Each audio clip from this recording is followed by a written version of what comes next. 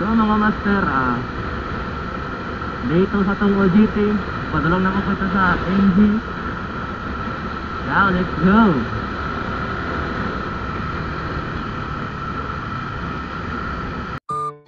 So hello mga master, dito sa ato ang OJT diri sa MG Davao. Date April 3, 2025. Sa morning ni siya mga master, nasin na wala ko ilang gibuhatan ni sa morning, tapos igor ko ng limpyo then wala ko plan ako nag-video sa limpyo ko. Hinuktok ng tadrin na pita, bala gila ay.